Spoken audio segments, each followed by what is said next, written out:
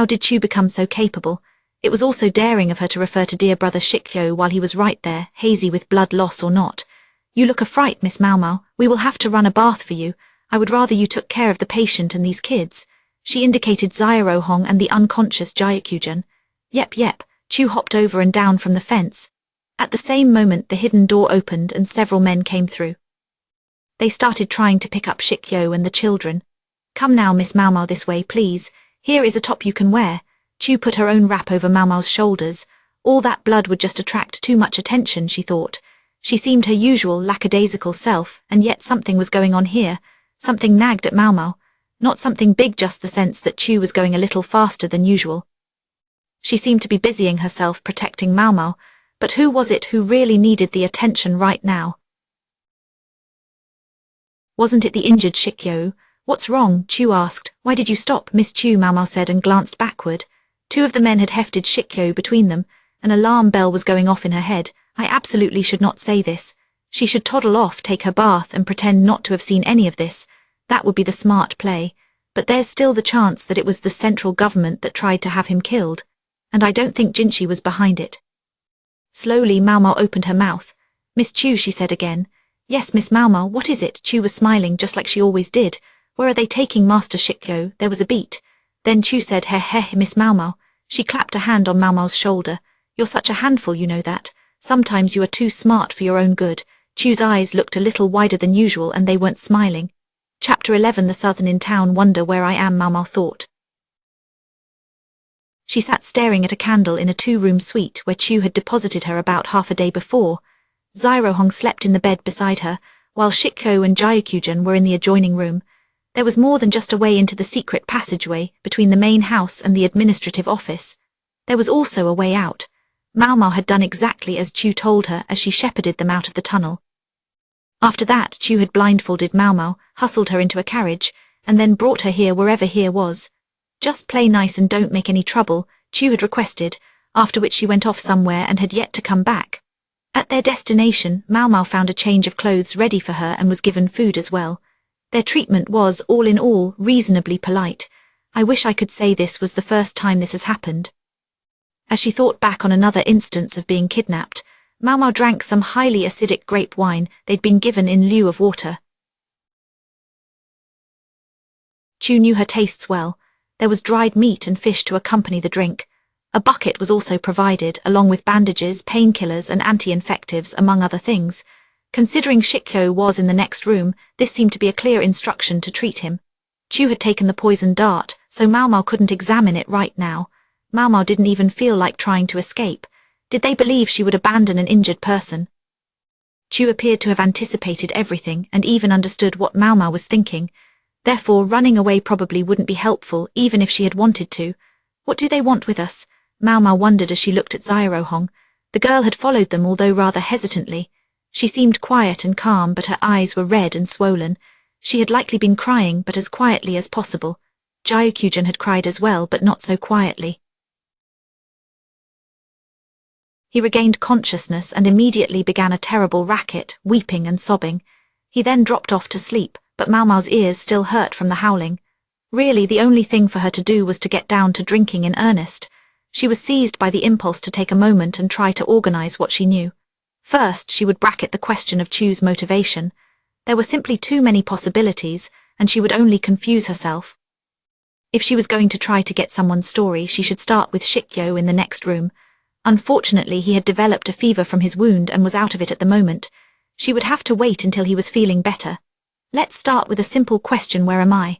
Now that the children were asleep and things were a little quieter, Maomao took the opportunity to close her eyes.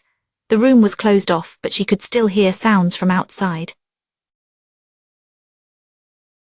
A medley of talking voices surrounds us. We are in a town, so we are not in an isolated shack in the middle of nowhere. How long had she been in that carriage? Not very long, she thought, but it wasn't a short ride either. It was more than long enough to get well out of the western capital. Assuming they hadn't taken some roundabout route just to confuse her, which was unlikely since her captors appeared to have other things on their minds, it seemed safe to conclude that they had gone to one of the neighboring towns. Their objective was probably to kidnap Shikyo. If they wanted him dead, she presumed they wouldn't have left her bandages and medicines. This suggested a desire to protect Shikyo. So do Miss Chu and Shikyo know each other? Are they partners? Or at least two people who want the same thing? And why had they dragged Maomao along? Did they not care if she realized they were in cahoots? All right, is there anything else? Were there any other clues? Besides the medical supplies and the food, there was an old book. It bore a design she only dimly recognized. She thought she had seen it somewhere before. Where had she seen it? She made a thoughtful sound and opened the book. It looked like a textbook written in Linese. It contained moral instruction and the teachings of great people. Was this some kind of scripture? So the book contained religious teachings. That discovery led Maomao to realize where she had seen the design on the cover. It was much like the one in the chapel where Chu had taught her a prayer in a strange foreign language. Did this book belong to Chu then? Maybe not. Miss Chu seemed like the least religious person Maomao could think of. She was more likely to eat the food offerings right off the altar. Maomao flipped through the book. Interestingly, it was written in several languages. Linese was first, but farther back she saw a language from the western reaches, along with other characters she didn't even recognize. "Oh Lord, do you see us, Lord?" Maomao recited the words Chu had forced her to memorize. Had Chu herself learned from this book? It doesn't feel very relevant right now. Maomao set the book aside and picked up some dried fish instead. She toasted it over the candle, then took a big bite. A candle is a bit of an indulgence. Of course, if it was a fish oil lantern, I'd probably be choking from the stink. Maomao stopped and listened to the sounds outside. She focused on the cacophony of chatter, desperate to pick out a single subject of conversation, anything. But she couldn't. Which only made sense, because it's not Linese, there were foreigners outside. Maomao gave a great sniff. She couldn't be too sure, but she thought she caught a hint of salt. A town near the western capital where there were foreigners and salt in the air. "This must be the southern in town," she said. "Exactly," said a voice from behind Maomao, startling her. She turned to find Shikyo standing there, hand pressed to his side. So he was awake. His whole torso was soaked in sweat. The inn-town to the south, this was where Maomao had come to treat the young woman with the rotten tooth. Many foreigners lived there, unable to return home yet. Shikyo's color was much improved. A large man came over and stood before Maomao, then grabbed the bottle of wine. "Don't drink that," she advised. "I'm thirsty. Your bleeding finally stopped. Do you want it to start up again?" Alcohol encouraged blood circulation. Shikyo put the bottle down, thoroughly annoyed, and instead drank from the earthenware pot of water in a corner of the room. He choked it down, wiped a few droplets from his mouth, then looked at Maomao. "I take it from your face that you'd like me to explain how I know where we are, if you'd be so kind." Shikyo had barely been conscious when they were brought here. He should be even less sure of their location than Maomao was. How could he be so certain she was right? "Did you and Miss Chu agree ahead of time that this was where you would come? Chu and I want the same thing, so you're co-conspirators. Curse you, Miss Chu." Maomao had been sure she was hiding something, but she had never imagined it was a connection with Shikyo. At least that would explain why she wanted Maomao to take care of him. "And what is this thing that you both want? Peace for, I say, province." Maomao thought it smelled like nonsense, although it was exactly the sort of thing Chu would say with a joke in her voice. Interesting aspiration coming from someone who seems so desperate not to govern this very province. Haven't you heard that everyone has a job they're best at? Get the right person in the right position, that's what makes things run smoothly. That was Shikyo's way of saying that he believed he didn't have the capacity to govern I say province. Not that Maomao couldn't see why he would think that. What she couldn't see was, why did you drag me along? Not mine to say, you should ask Chu yourself. Shikyo took another swig of water, then set the dipper aside. He patted Gyokujin where he lay in the bed, and Zyrohong too. "I've done these kids a bad turn," he said. "Yinxing must be out of her mind by now." Yinxing. From the way he said the name, Maomao surmised that she was Zyrohong's mother. That would make her Shikyo's younger sister. What about Gyokujin's mother? She'll be surprised, but she won't make a scene. Exactly the kind of bride they were looking for. Maomao tried to picture Gyokujin's mother in her mind. She could only summon the haziest image. The woman seemed little more than a silhouette. That's some way to talk about a woman who ended up going through so much. Maybe the marriage was a political match, but Maomao still felt a bit bad for the woman to hear Shikyo talk about her like that. Once Shikyo was satisfied that his son and niece were safe, he started going through the shelves. Maybe he was hungry. He found some flatbread and stuffed it into his mouth. He was looking pretty energetic for a man whose abdomen had been torn open. Maybe he was acting on a deep-seated instinct to replenish the blood he'd lost. The man lived up to his name. He was like a wild animal. I think they will be making a fuss over my disappearance too, Maomao said. It had been more than half a day since she said she was going to the greenhouse to get some air. Chu would have known what a disturbance would result from Maomao's abrupt vanishing, yet she brought her anyway. Why, that is a real shame, but it is not my fault. Shikyo summarily disavowed all responsibility and continued turning the place upside down. He was rewarded with cheese and more dried meat from the shelves. So Shikyo and Miss Chu had some connection. That suggested that it wasn't the central government that had attacked Shikyo but some other power. If the attack had come from either the main house or the administrative office, the chances that it was someone on the inside seemed high. And again, Chu had brought Maomao along with them. Was it to hide her connection with Shikyo? No. That explanation felt close yet still distant. She sensed there was another reason. Considering Shikyo apparently knew this was the post town, did Shikyo and Miss Chu originally plan to meet here? Was that why Chu had seemed so busy? Perhaps she had given all that paperwork to Maomao to keep her from wandering outside. Yet this was hardly the easiest place for Chu and Shikyo to meet. So why this location? Was he originally planning to meet someone else? And had he been attacked before he could reach them? Whoever attacked him, perhaps they were trying to stop him from getting to whomever he was supposed to see. Someone he was supposed to meet here in a town full of foreigners. The answer practically appeared on its own. Shikyo watched Maomao pondering. Looks like you're as sharp as you'd expect Grand Commandant Kan's daughter to be, he said. That old fart is a complete stranger to me. Ha ha ha. I guess young women push back against their fathers in every family. Shikyo laughed merrily and took a bite of meat. Like I said, you seem like a clever girl. If you figured out that this is the inn town, then you can probably also guess what I'm here to do. I'm afraid not. Incidentally, do you think I could go home soon? Maomao was very interested in leaving before things got any further out of hand. She didn't want this turning into another Shi-clan thing. Jinchi has his hands full already anyway. Don't worry, no one's going to hurt you. Anyway, just wait until Chu gets back. It won't be long.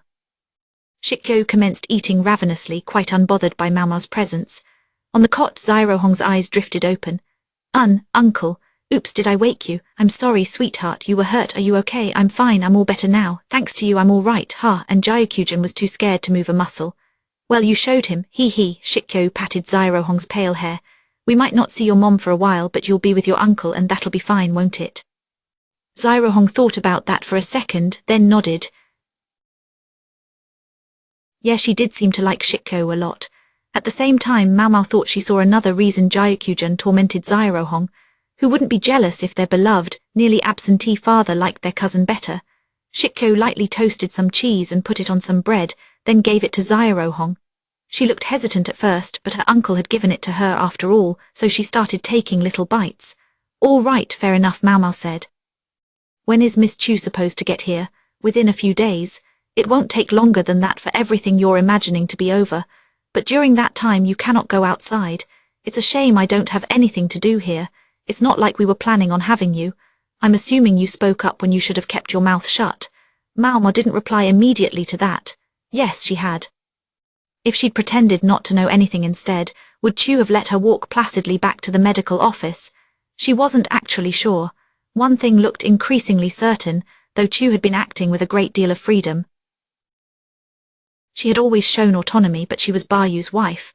Maomao had always assumed she was acting more or less on Jinchi's orders. However, she would never have brought Maomao all the way to this town if she was serving him directly. Whoever her boss is, it is not him, and there was something else. There was a very good chance that their motives and Jinchi's were not the same. All right. If Chu and Shikyo wanted the same thing, did that mean Chu was on Issei's side?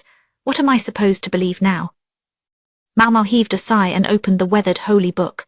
She just happened to open to the page that said, "Oh Lord, do you see us? Chapter 12. The Kingdom of the Rai People. Let's turn back the clock a bit. There is someone who craves an audience with you, Moon Prince. The root of all evil. No, wait, his name was Rikusen. Showed up at Jinchi's office. Jayakuo's second son, Feilong, was with him. I wish you greetings, Moon Prince, and beg to express my unfettered delight to see you well this day."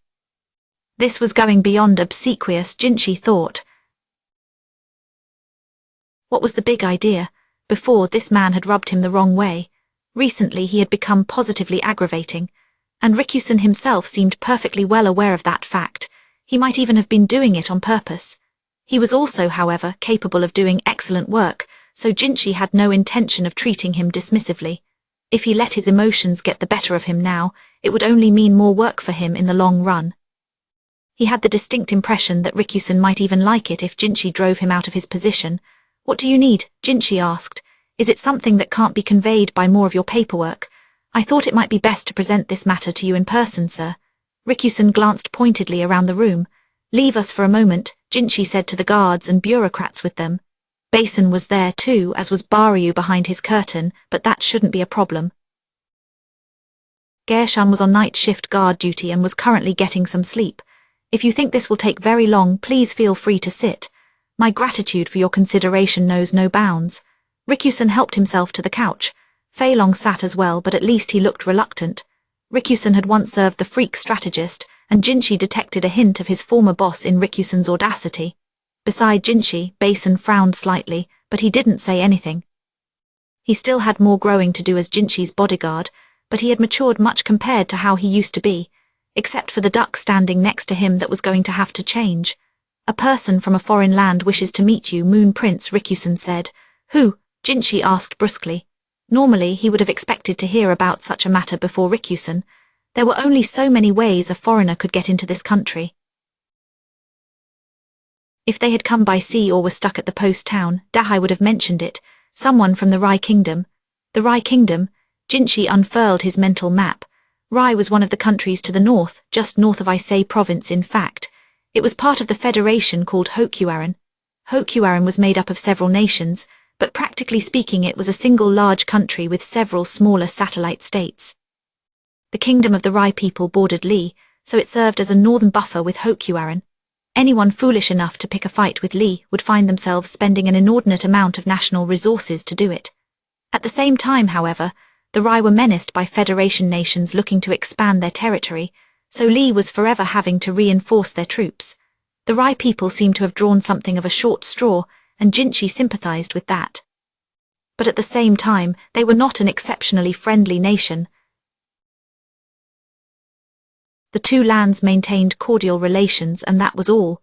Li sometimes imported Rai handicrafts through Sheo, and the Rai would sometimes send a special emissary in the name of diplomacy. "Who asked you to intercede in this matter?" Jinchi inquired, continuing to be direct. Given how Rikusen had been behaving lately, it seemed likely to be quicker than beating around the bush. It was at this point, however, that Fei Long spoke.